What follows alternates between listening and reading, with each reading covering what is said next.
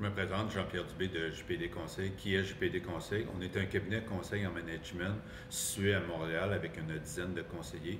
On est présent partout au Québec, vraiment dans l'ensemble des régions du Québec. En fait, Montréal, 30% de notre activité, 70% en région. Spécialisé en stratégie et également dans l'exécution, la mise en œuvre de la stratégie. Donc, on fait environ sur une base annuelle une soixantaine de planifications stratégiques. On est probablement le cabinet au Québec qui fait le plus de planification stratégique. Mais encore une fois, j'insiste, on fait aussi la mise en œuvre.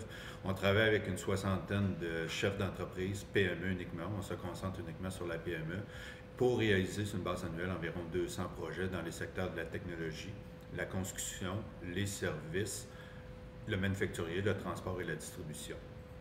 Donc ça, c'est ce qu'on fait. En termes d'expertise, on a 4 grandes expertises. La stratégie, comme je l'ai mentionné. Le développement organisationnel, parce que pour mettre en œuvre une stratégie, il faut s'assurer d'avoir les bonnes personnes assises sur les bonnes chaises. L'excellence opérationnelle, parce qu'une fois j'ai la stratégie, est-ce que je suis capable d'exécuter de façon efficiente cette stratégie-là? J'ai-tu les bons processus? J'ai-tu les bonnes règles de gestion? Et finalement, le marketing et vente. Je dis finalement, mais qui est sûrement un des axes de produits les plus importants. Quand je définis une stratégie, naturellement, une stratégie de croissance 9 fois sur 10, malheureusement, on travaille aussi sur des stratégies de redressement, mais 9 fois sur 10, les stratégies de croissance. Et la croissance, on le sait, passe par une stratégie de marketing et de vente. Donc, c'est notre quatrième axe de service. En termes de nouveautés, beaucoup de nouveautés parce que 20% de notre temps est consacré à faire une veille informationnelle mondiale, de trouver les meilleures pratiques dans les 4 axes que j'ai mentionnés, de les simplifier, de les tester avec des clients et par la suite de les standardiser pour pouvoir les offrir à l'ensemble de nos clients. Donc, 20% de notre temps, juste l'année passée, par exemple, 50% de nos revenus provenaient de nouveaux produits et services qu'on a développés.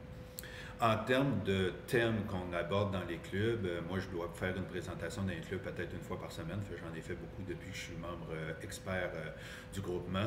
Les thèmes les plus populaires, c'est le modèle de création de valeur, ce qui est appelé aussi, que vous avez vu à travers le groupement, comme le Business Canva, mais qu'on a vraiment modifié, amélioré beaucoup. On l'a peut-être animé avec plus de 200 entreprises.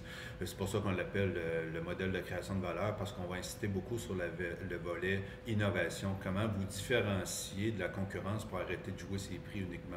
Donc ça, c'est un des thèmes les plus populaires qu'on a fait, que j'ai fait à multiples reprises dans beaucoup de clubs. Également, les 10 types d'innovation. Donc, on parle de modèle de création de valeur. Il y a aussi comment innover. Il n'y a pas une seule façon d'innover. Il y a 10 types d'innovation. Aussi, c'est un thème très populaire. On va présenter également ce que vous appelez, vous, au groupement, l'entreprise libérée ou l'holocratie. Nous, on appelle ça l'entreprise responsabilisée. On est rendu très loin, nous, comme entreprise, dans le modèle et on présente également là, cette façon-là, comment on met la mise en œuvre d'une entreprise libérée ou responsabilisée. C'est un thème très populaire. Également, un thème assez demandé, c'est la conception de la stratégie marketing et vente, encore une fois, pour augmenter la valeur perçue. On va travailler sur la proposition de valeur. On vous explique comment améliorer votre proposition de valeur, comment arriver avec une solution unique et comment mettre en place ce qu'on va appeler les 4 processus de vente. Parce que oui, les ventes, c'est pas juste un vendeur, c'est pas juste Pierre, Jean et Jacques, c'est aussi des processus. C'est avant tout des processus. Donc, on explique les 4 processus de vente pour ce qu'on va appeler, qui va constituer ce qu'on appelle la stratégie marketing. Et en plus, on a plus de 200 formations, en fait, encore une fois, à cause du développement qu'on fait, 20% de notre temps, on a plus de 200 formations qu'on peut vous présenter, toujours de façon simplifiée parce que dans une période d'1 heure et demie environ, on a plus de 200 formations sur les 4 axes, encore une fois, qui sont la stratégie, le développement organisationnel, l'excellence opérationnelle et finalement marketing-vente. Donc, ça vous intéresse, n'hésitez pas, que ce soit sur les thèmes populaires que je vous ai présentés ou d'autres thèmes, parce que probablement les autres thèmes que vous pourriez penser, on a déjà du matériel de développer. Je vous remercie.